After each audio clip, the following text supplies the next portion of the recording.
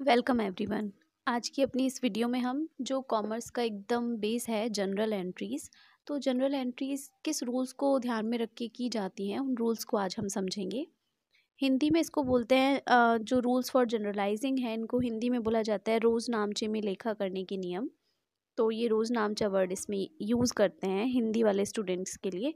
बाकी इसमें आगे लिख रहा है खातों को डेबिट या क्रेडिट करने से संबंधित नियम, ये भी इसके लिए यूज़ किया जाता है। अब डेबिट और क्रेडिट करने का नियम क्यों बोला, आपको पता हो तो हम थ्योरी में वैसे आपने पढ़ा होगा कि जो हम जनरल एंट्री करते हैं ना, इसमें दोहरा लेखा प्रणाली डबल एंट्री सिस्टम यूज़ होता है। अब दोहरा लेखा प्रणाली ही क्यों बोलते हैं, क्योंकि एक ट्रांजैक्शन से दो साइडेड इफेक्ट पड़ता है, डेबिट और क्रेडिट। इसको हम एग्जाम्पल से समझें तो मान लीजिए आप किसी शॉप पर कोई सामान खरीदने गए, ठीक है।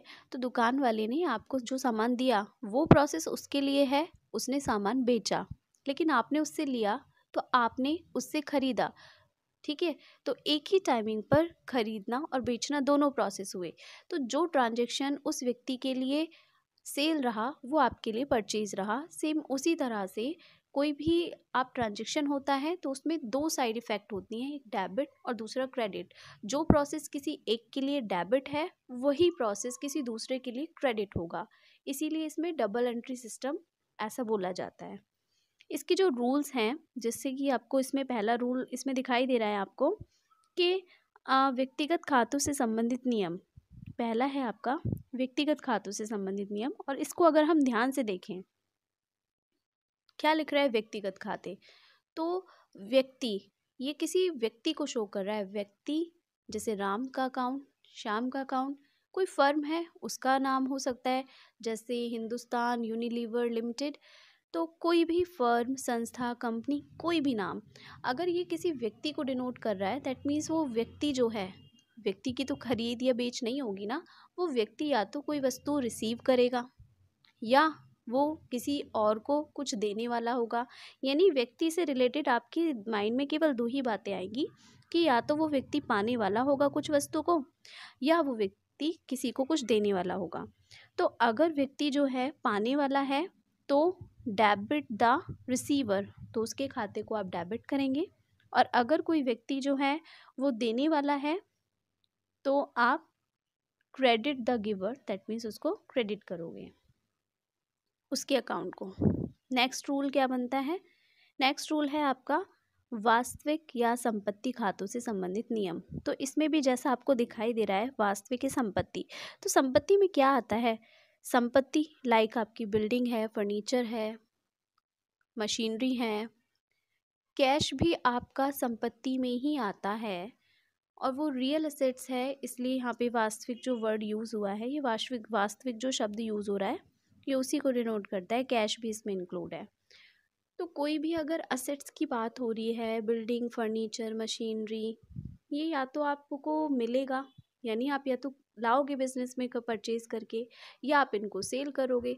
तो जो भी ये वस्तुएं हैं या तो बिजनेस में आएंगी या बिजनेस से जाएंगी, ठीक है। तो रूल क्या बनेगा, आने वाली वस्तु या संपत्ति उसको आप क्या करोगे, उसको आप करोगे डेबिट, और जो जाने वाली वस्तु है उसको आप क्या करोगे, क्रेडिट करोगे, ठीक है। आई होप ये रूल आपको क्लियर है। Debit what comes in and credit what goes out. Next third वाला रूल, ये क्या है आपका अवास्तविक या नाम मात्र के खाते।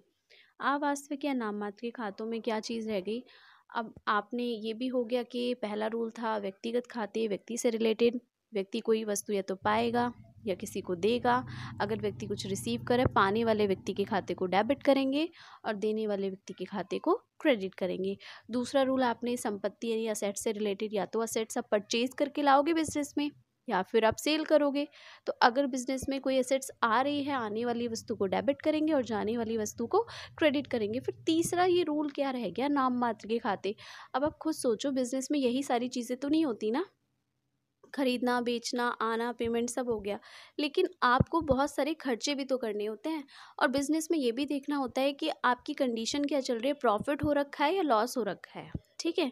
तो तीसरा जो रूल है ना वो इसी पे बेस है।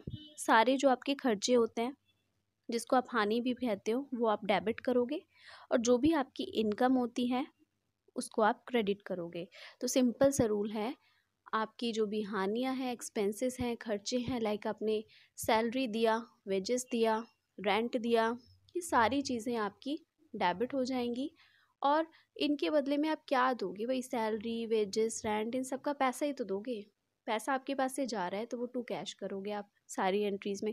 वैसे तो हर एक रूल से रिलेटेड मैं आगे एंट्रीज़ आपको समझाऊंगी। फ़िलहाल ये रूल्स समझ के इनको आप लर्न कर लीजिएगा, माइंड में सेट कर लीजिएगा अच्छे से समझ के, और फिर हम एक एक रूल से रिलेटेड एंट्रीज़ भी सीखेंगे, वो भी डिटेल में। चलिए फिर आगे बढ़ते हैं। आपका जो जनरल एंट्री का जो परफॉर्मा है वो ये है। इसमें 5 कॉलम होते हैं आपके।